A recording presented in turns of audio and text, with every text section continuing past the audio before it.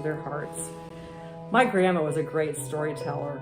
She could tell us stories of her years growing up. She grew up during the late 1800s and early 1900s, believe it or not. And so every story that she told seemed like it came right out of Little House on the Prairie. And they were great stories. She could make them come alive, and you could almost feel like you were there whenever she would share those things with us. My aunt, her daughter, inherited that ability. And again, whenever we had the opportunity to sit around her, she'd tell us stories about growing up during the Depression, what it was like to farm with horses and have all those great things that they could do outside and on the farm. And everybody who listened to her was just hanging on every word because she made it seem so real and so vibrant. Again, you just feel like you were right there with her. As I was growing up, my parents played cards with a lot of people, and they'd get together evenings, and there'd be 6 or 8 of them that would gather around a kitchen table to play cards. And my favorite thing was to sit there around the table with them, or kind of a little bit back, and just listen to the stories that they shared.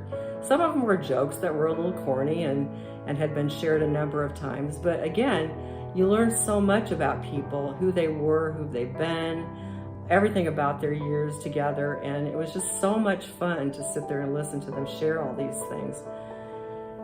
I am positive that we're all going to have stories to tell about this year. They're already starting because we have faced so many things, and these things are going to be shared for decades. As if COVID itself wasn't bad enough, we've had financial and unemployment worries, racial unrest, concerns about going back to school, the damaging hailstorm earlier this spring, and now this windstorm that most of us never dreamed of or ever will see again.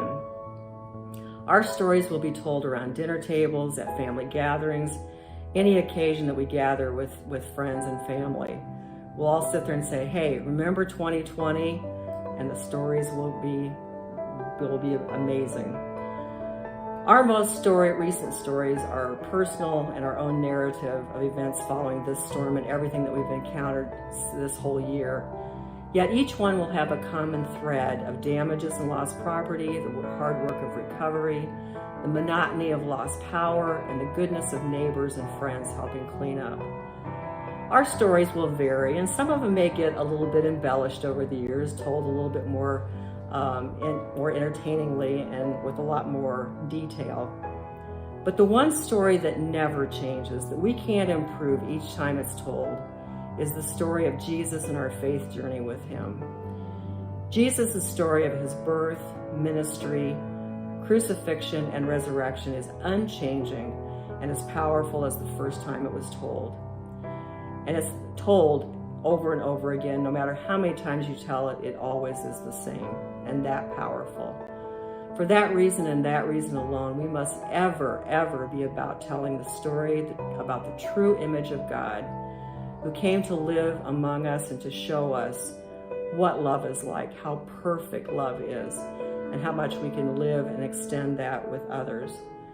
Knowing that our Savior gave himself as a sacrifice for us is a story that we cannot not share.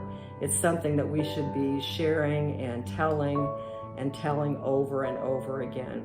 So whenever you get that chance, tell your own stories, but also remember to tell that story of your Savior and your walk with him. There's an old hymn that says, I love to tell the story of unseen things above, of Jesus and his glory, of Jesus and his love. Let's ever be telling that wonderful, wonderful story. Thanks for checking in. Bye.